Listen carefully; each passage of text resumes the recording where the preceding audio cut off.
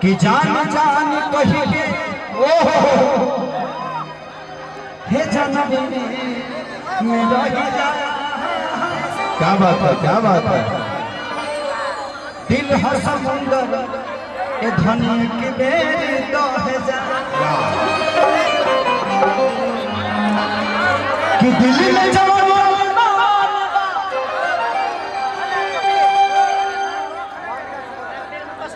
ये धनिया हो बह जा।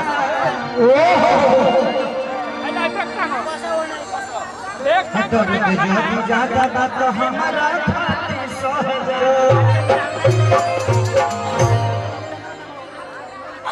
कि जब पास रहो। आप लोग कहते हैं कि खेसारी वो सब गाने क्यों नहीं गा रहे। यहाँ मुझे लगता है कि मेरे लाइफ में इतनी महिलाओं को मैंने कभी कार्यक्रम देखते हुए नहीं देखा। यहाँ हमारी माता बहन बेटी है, तो मैं ऐसा गाना कोई नहीं गाऊंगा जिससे हमारे माता बहन लोगों को प्रॉब्लम हो। इसलिए ये सिर्फ आपकी माता बहन नहीं बल्कि हमारी भी माँ है, हमारी भी बहन है। और हम अगर एक बिहारी है, बिहार के पुत्र हैं, बिहार के बेटा है, और आप लोगों ने जिम्मेदारी दी है, तो अश्लीलता का उपेक्षा खेसारी से मत करिएगा। जिंदगी में मैंने भी अश्लीलता की है, मैंने गाया है। समय था, वो समय था जब समझ में नहीं आता था, लेकिन आज समझ में आता है कि अश्लीलता का मतलब क्या होता है। उससे समाज का विकास नहीं होता है। सिर्फ खेसारी लाल करोड़पति बन जाएगा अश्लील गाने गाकर, लेकिन समाज का विकास नहीं होगा। तो मैं अब खुद के विकास के लिए नहीं, जितना कमाना था कमा चुका। ईश्वर ने जो दिया है मुझे, एक लिट्टी बेचने वाले आदमी, एक दूध बेचने वाले आदमी को और क्या चाहिए। आप लोगों ने इतना प्यार दिया है, कम थोड़ी है। एक छोटे से गांव से आने के बाद इतनी बड़ी उपलब्धियां मिल गई। इसलिए प्लीज क्षमा प्रार्थी हूँ, ऐसा गाना कुछ मत फरमाइशी करिएगा जिससे मुझे मजबूरन ना गाना पड़े। कि जब ना पास रहो दूसरी खास हो जाए। कि जब न पास रहो दोसर खास हो जाही। तो हर चलते दीवाना बदमाश हो। बाबू बच्चा विशेष आओ म्यूजिक से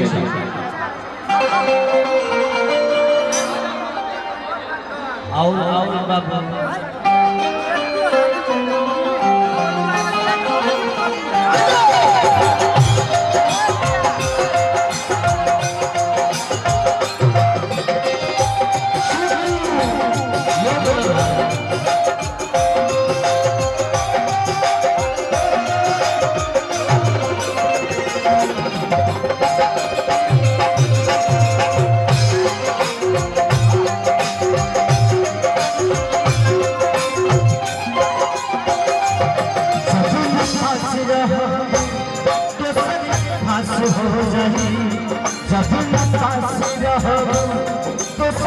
फांसी हो जाएगी तो हर चलने दीवाना बदमाश हो